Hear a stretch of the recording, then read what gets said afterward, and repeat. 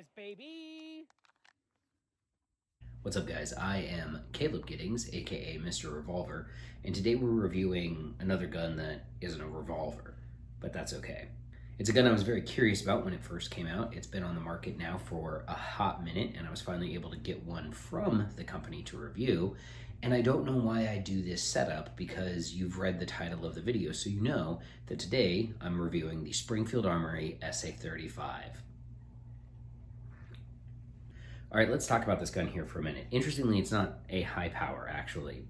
All of Springfield's branding for it is SA-35. It never actually says the words high power, and the reason why they can't is because you can own words and someone else owns those words. In fact, the way it was spelled originally, HI power, someone else owns that, and these guys, FN, own high power. All right, so the SA-35, but it is a high power clone, and everybody that looks at it is going to go, oh yeah, that's a high power, because it's a high power clone.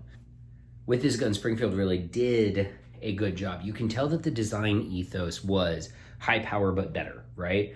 It has all the right lines. It looks like you would want a high power clone to look, but they improved some things. And again, like I just said, we're gonna go tip to tail and talk about what they've improved. Starting with, up here at the tip, the sights. They're already better, all right? So your front sight is a white dot sight versus the vestigial sights that you got on an original 1935 high power. Moving on down the line, nothing really has changed. They kept the lines of the pistol, which is good. That's the way I like it. And then we get to the rear sight, which is also better. It's a U-shaped notch. It's nicely serrated, and it gives you really good contrast with the front sight. Now we're going to flip the gun around and move down. The next thing that they've changed is they've changed the safety. One, it's single-sighted, which it was in the original, which is better though because it's easier to use. It's better for concealment if you're gonna carry this gun. And they have made it a little bit bigger. You can see it's a little bit more, well, it's just nicer. It's a little bit more. There's more to it there. So let's do a quick smash cut to the range. I'm going to shoot this gun, and then we're going to finish talking about these features.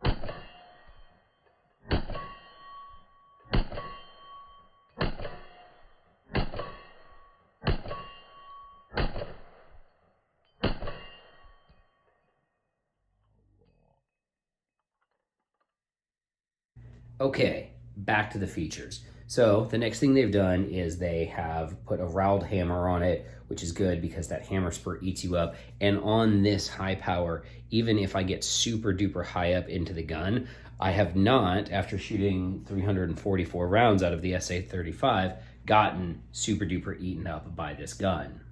Unfortunately, that now brings us to a feature that I'm not super fond of, and it's hard to describe as a feature because it's not really a feature, but it's the way that they have profiled the back strap here, profiled this beaver tail, because it schwacked my hand.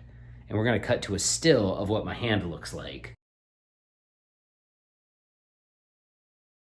That was right after firing 344 rounds, and it wasn't pleasant. Like, I didn't want to get up into the gun because that was tearing up my hand after a while. It didn't bother me for like 150 rounds, 200 rounds, but again, once I started getting into it, it started to become unpleasant. I wasn't really looking forward to shooting the gun. However, now we can move on to other features I like. They have gotten rid of the magazine disconnect. So with that out, you can shoot the gun, which is nice. Magazine disconnects are stupid. Although you can make a use case for them for certain law enforcement guns and stuff like that. But on this one, it's gone, and that makes the world a better place. The grips are fine. They're actually, the checkering on them is nice enough that you can really get some pretty good traction on the gun when you're shooting it fast, which I do. I like where the magazine release is. There's a nice little bevel on the inside of the magazine well, and overall, I think it's a solid pistol. And I think it's really, oh yeah, and the magazines, they're 15 rounds now. So, you know, you get more bullets in it. Let's real quick, I'll even tell you, I like the trigger too. It's not too heavy. It's about 4.5 pounds, bet. Now I'm gonna use my trigger pull gauge and see if I guessed that right. There we go. 5 pounds, 2 ounces. I was a little off. Still, pretty good. I don't hate on it. I did have an interesting issue with this gun when I was out on the range with it, and that was that I was able to induce some premature slide lockulation because of where I put my sport hand thumb. So I put my sport hand thumb here normally, right? That's where it goes, not down here. But because it's here, it would actually be pressing down on this slide release lever right here. So this is where the slide lock is. But you can actually press down on it here, and you see how that's articulating the slide release a little bit. So now, if I'm doing that, and that gets combined with recoil, premature slide lockulation, the gun locks back, and I didn't want that. Once I was able to figure out where to put my thumb, I was able to stop that issue from occurring, but it was a little frustrating when I was trying to shoot fast. So here's the question on the SA-35, the high power that's not a high power. Do I like it? Yes. Do I wish, am I going to take a file and break the edge of this thing so it's not quite so abusively, the edge right back here, so it's not quite so abusively sharp? Absolutely I am. But do I think that overall Springfield did a really good job with this? Yeah, I do, and that's because what Springfield was trying to do wasn't create a modernized high power. They were trying to take the old the old P-35, the old Browning high power, and they were just trying to bring it up a little bit, right?